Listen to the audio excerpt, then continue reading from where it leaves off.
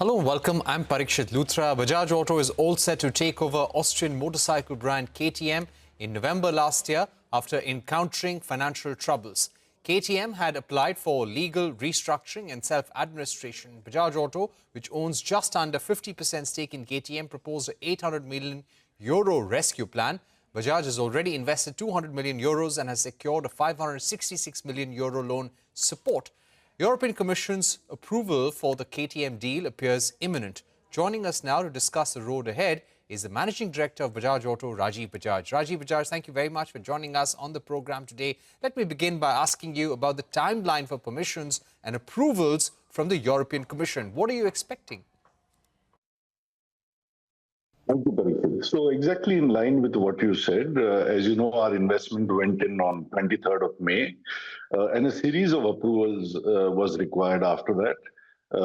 As we stand, all the approvals that are to come on account of mergers and acquisitions are already in. Those that were to come in terms of foreign investment approvals, I believe, are also through. We are waiting now for the key approval of the Takeover Commission.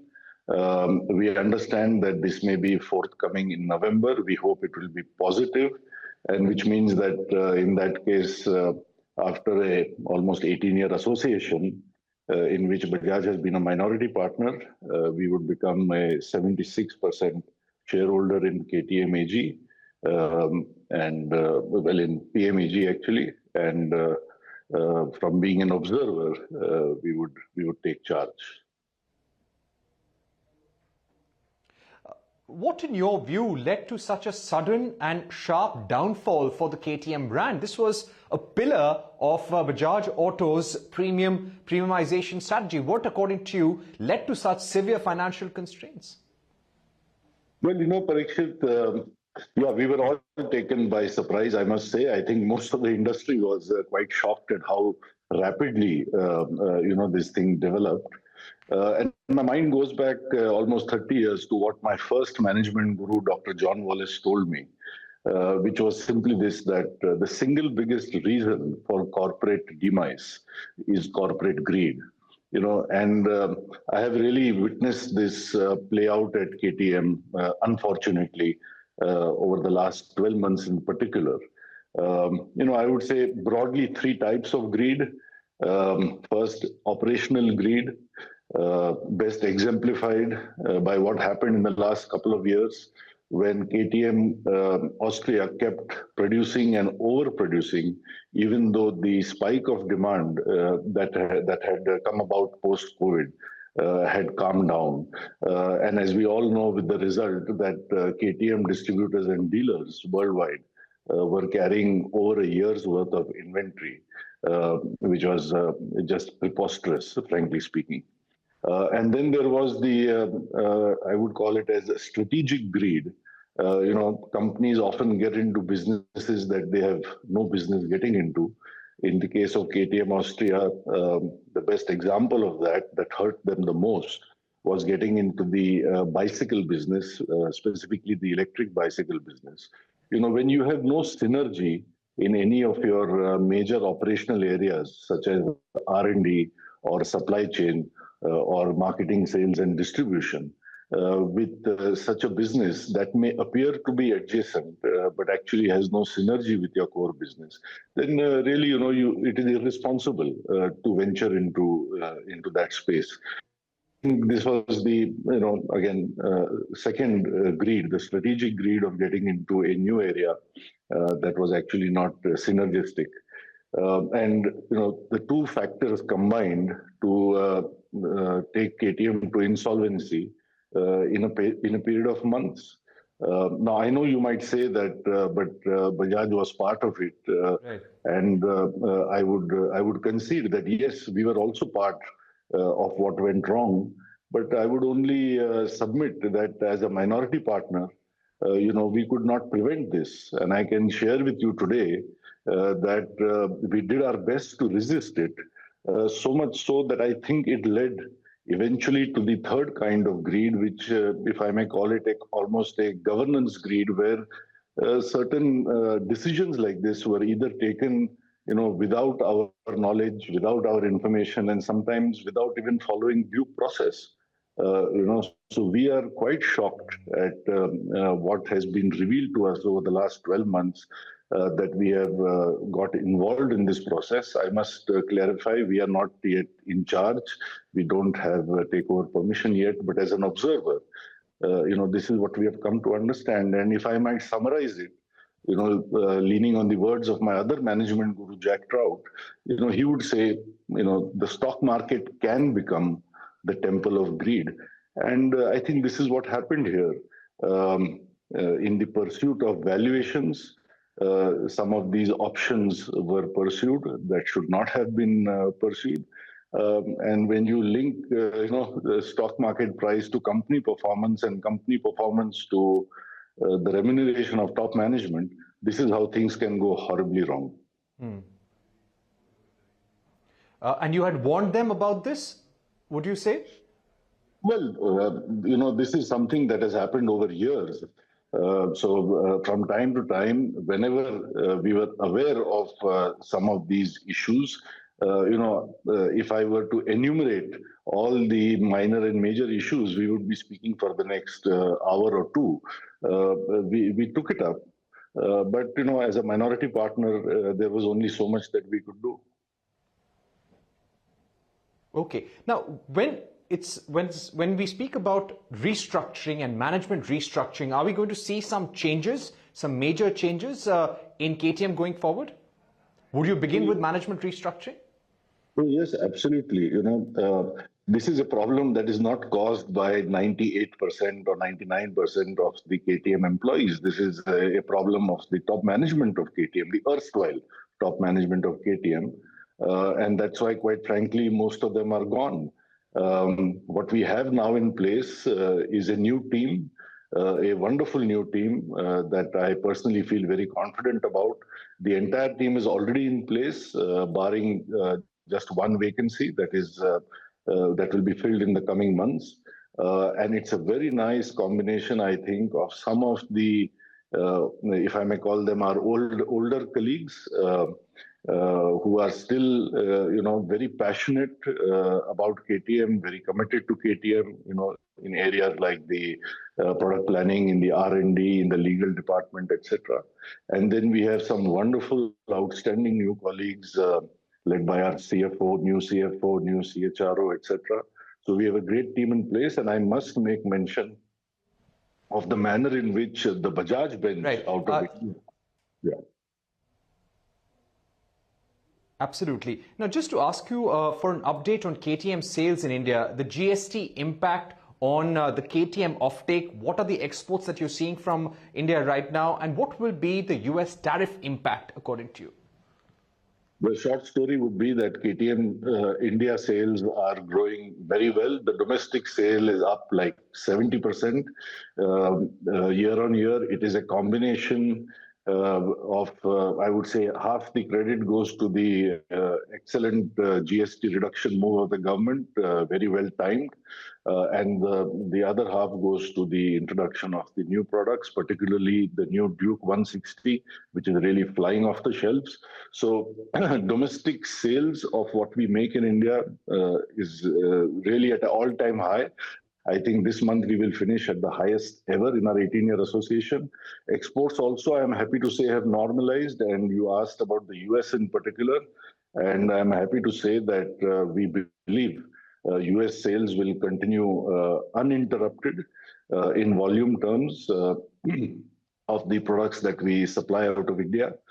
Yes, we are hit by a 50% tariff, but that's the power of the Indian supply chain. Believe it or not, Parikshit, we have absorbed most of that 50% tariff. Some has been passed on to the consumer, a small percentage of that. And despite that, we will be exporting at an EBITDA that is higher than our blended corporate EBITDA. So that's the power of the cost competitiveness of the Indian supply chain. Last time we spoke, you had said that the European manufacturing is dead. Any further developments in terms of re-engineering the KTM supply chain, optimizing costs? with that one interview, Parikshit, I am told you made me famous in all of Europe. I had so many people from the KTM ecosystem telling me that, seeing that interview. My counterpart, Nick Blower from Triumph, said he's never received as many forwards of an interview link as he has of that one. And I find it very amusing because it was the erstwhile KTM management that has been presenting to us over the last 10 years, about how European manufacturing is dead, how KTM needs to move more and more production to India. And eventually we did move half the volume to India. They said, European work culture is dead. Wages are too high and working hours are too few. They showed us graphs comparing Europe, China, and India to that effect. Similarly, they said European politics is dead. Energy costs are so high, and as a result, all associated inflation is so high. They brought it to our notice that Triumph is now made entirely out of India and Thailand. Ducati now has a second plant in Thailand. BMW is moving to Thailand. So this is what I learned from the previous KTM management, and now when I echo the same sentiment, I was frankly taken a little aback at the kind of feelings it seemed to generate on the other side. But yes, I think restructuring the supply chain, moving more things to lower cost supplies in Europe, outside of Europe, is certainly the way forward. Right. Mr. Bajaj, also, what is the reduction we're going to see in headcount and also overheads at KTM? Have you set some targets for the company? Actually, you touched upon what is really low-hanging fruit out there. Again, from the outside, so far, what we observe is that there is an opportunity to reduce the overheads by more than 50%, and the overheads are enormous. And that covers R&D, that covers all marketing areas, including racing. That covers obviously all the operational areas, some of which we just touched upon. And of course, if I may call it, the general administration, including IT. So over a 50% reduction, which is a lot of money. In terms of headcount, the erstwhile and the kind of current management that's been there in place since last November has already brought it down from 6,000 to 4,000. People, which in their own estimate is still too much. But what I find in a way amusing again is that in this 4,000, only about 1,000 people are blue collar. 3,000 people are actually white collar. And that's really perplexing because it's actually the blue collar that make the motorcycles. And in that sense, if some more of the volume is moved out from Mattighofen to wherever it makes more sense, whether India or otherwise, the impact actually on the blue collar is going to be relatively benign.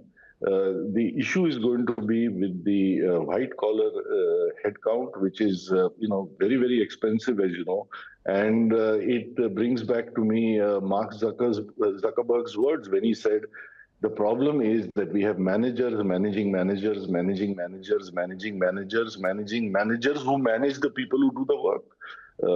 So I'm amazed at the kind of overhead, the management overhead of bureaucracy that we found in this otherwise excellent organization.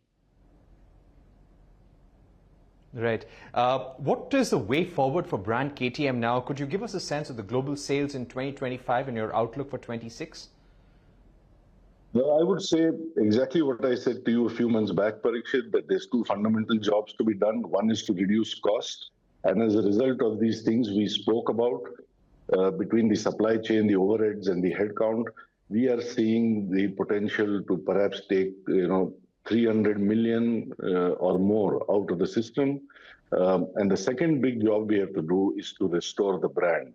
And restoration of the brand must come with restoring the confidence of all stakeholders, most importantly our customers worldwide, but also our dealers, our suppliers, and of course our bankers and shareholders at large, all of whom have taken a 70% haircut for no fault of theirs. So we have to make good for that in the coming time with our performance. And what this means is basically going forward, we need a very clear alignment of all stakeholders to what we have to do in terms of technology, brand, product, production, marketing, sales, distribution. To paraphrase Tarantino, we will only make a great KTM when we are all making the same KTM. So we have to get on with our two fundamental jobs now: great product and great customer experience. My final question to you, any strategic partnerships likely for KTM? We believe there were some reports about BMW being interested as well. Well, I can candidly share with you, yes, there were some discussions with BMW and with some others.